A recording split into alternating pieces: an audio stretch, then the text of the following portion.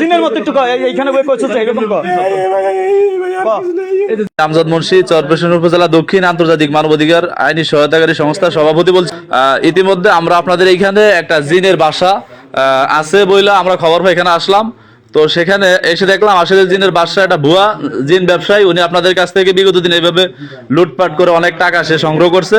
তো আসলেই একটু আপনারা যদি এখানকার যারা আছেন উনি কত টাকা আপনাদের কাছ থেকে নিছে বা এইভাবে কতদিন যাবত আপনাদেরকে উনি ডিস্টার্ব করতেছে, আর এই যে আমরা শুনলাম যে এবং ওই ছোট বাচ্চাদেরকেও হয়রানি মেরে ফেলবো এরকম কথা সে বলছে। তাই তুমি একটু বলো কি বলছো তোমারে? আমাকে বলছে তুমি যদি এর সব কও মাসেরা তাহলে তোমার গলা টিপা। আমরা আবার বিশ্বাস করি না দেখে কোরআন শরীফ আমার সামনে টেনে নিয়ে গেছেন, কোরআন শরীফ করি ওই সময় আমার সামনে টেনে নিয়ে আমার জালে রাত বিশ্বাস করে না আমার লগে জিন আছে। আপনার সাথে জিন আছে মানে ওনার সাথে জিন আছে বিশ্বাস করার জন্য কোরআন শরীফটা পর্যন্ত নিয়ে কোরআন দিছে। তাহলে সাদ্দামের তো টাকা টুকা নাই, জি ওদের নিয়ে না সাদ্দামের আবাদত নিয়ে একটু সুদ দেওয়া না দোকানটা একটু নিক। হ্যাঁ চুপ করেন। আমি এই কথাটা বলছি আর আমার জালে তো এই সাদ্দামের দ্বারা খবর দিয়া নিয়ে গেছে, ওরও পাঠাইয়া দিছে। পাঠানোর পরে তারপরে বিষয়টা খুব খারাপ হয়ে গেছে। আর ওই যে এই ছোট ছেলে মেয়েদেরকে উনি হুমকি দিছিল, ওনার সাথে কেউ ছিলেন তখন? তুমি ছিলা? কি বলছে? উনি আমরা ওখানে পড়তে বসছি, বারবার উনি ওদিকে যে কথা বলছিলেন। তারপর আমরা বলছি কে নাকি কথা বলছে, পরে ও ওদিকে গিয়েছিল, গিয়ে দেখতে আসছে যে উনি কথা বলছেন, মানে একবার এক বয়সে কথা বলছেন। পরে ও বলছে, আমি ওকে জিজ্ঞেস করছি কে কথা বলছে, পরে বলছে ওই লোকটা এখানে কথা বলছে। পরে শেষে ও আসছে, আসে ওকে একটা জিনের সাথে কথা বলি। পরে আমরা ভাবছি সত্যি সত্যি কোনো জিন। তারপরে আমরা পড়তে আমাদের সামনে উনি আসছে, এসে বলছে যে এখানে মানে সত্যি সত্যি আমার সাথে কোনো জিন আছে যে আমি এই কবে কাজ করি। পরে ও বলছে আমাকে একটু জেনে তাবিজ দিবেন। পরে ও বলছে যদি তুই এই কথা কাউকে বলস তাহলে তোর গলা টিপে মেরে ফেলবো। কথা কইছ না কো? হ্যাঁ ভালো তো কো, ভালো কথা কো। হ্যাঁ আচ্ছা, যখন তুই আমার বাসায় যে কম্বলের ভিতরে বসে কথা কস জিনের কণ্ঠে, তখনই তো আমি বুঝি যে তুই তো মাগার ভয়েস চেঞ্জ করিয়া কথা কস। আচ্ছা রাখ, হ্যাঁ ভালো মতো জিনের কণ্ঠে তো কথা কস। একটু কা জিনের মতো একটু কয়, এইখানে বই কইছস এরকম কর। এই যে জিনের লাড়িটা কথা কস, এইভাবে নি কথা কইছস। একটু ভালো মতো একটু ভালো মতো দে আমার কাছে একটু জিনের সুরে কথা, তোর কণ্ঠে একটু কথা কবি, জিনের সুরে একটু কথা কই। জিন আইছে আবার কেমন করে। আর এদেরকে আপনারা যদি যখন পান আমাদেরকে বলবেন, আমরা সর্বোচ্চ আইনের আওতায় তাদেরকে আইনের হাতে তুলে দিব এবং আইনের আওতায় তার যেই পরিমাণ সাজা হওয়ার কথা সেই সাজা ভোগ করবে। এই জন্য এই যে লোক, তোমার নাম কি ভাই? জোরে বলো। এই শাহ আলম, এই সুন্দর করে সোজা দাঁড়াও। এমন করে ভাই তুমি কি বেরো স্যার জি ভাই সুন্দর করে সোজাও। এই লোক এই হলো সেই লোক যে কিনা মহিলাদেরকে প্রতিনিয়ত নির্যাতন করে।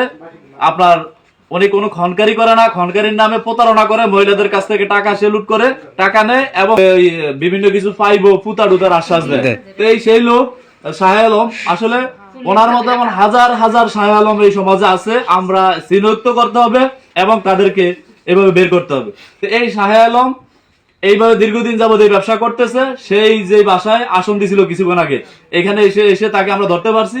যাও এখন শাহ আলমের মুখ থেকে আমরা কিছু কথা শুনবো, সে কেন এই কাজ করতেছে আর কতদিন যাবত করতেছে আর কিভাবে সে সামনের দিকে ভালো হবে।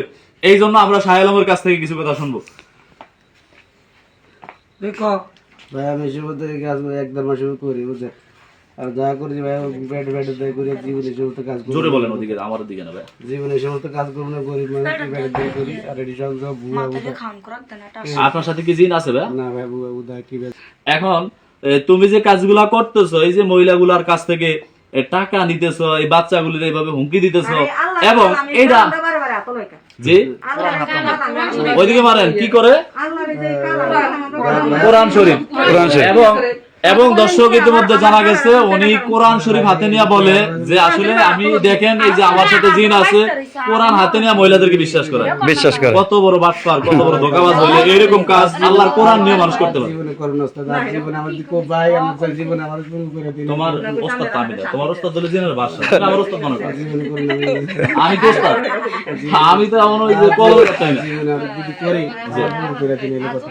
আমার মাও নাই, বাপও নাই, জাগও নাই, জমি নাই, অত সুদাম থেকে যে আসান আর কিছু এতদিন যে টাকা কামাইছে বলে গেছে। কোনো কি কোনো টাকা মিছা কথা বলবো না, মিছা কথা বলবো না। 20 টা 10 টা এদিকে ভেট চলে কর, এডি মাসের বাড়ি করে এই 20 টা 10 টা না, এই যে উনি ওনার হাতেই তো মনে করো হ্যাঁ প্রায় 2-3 হাজার টাকা ওনাদের কাছ থেকে আনছো।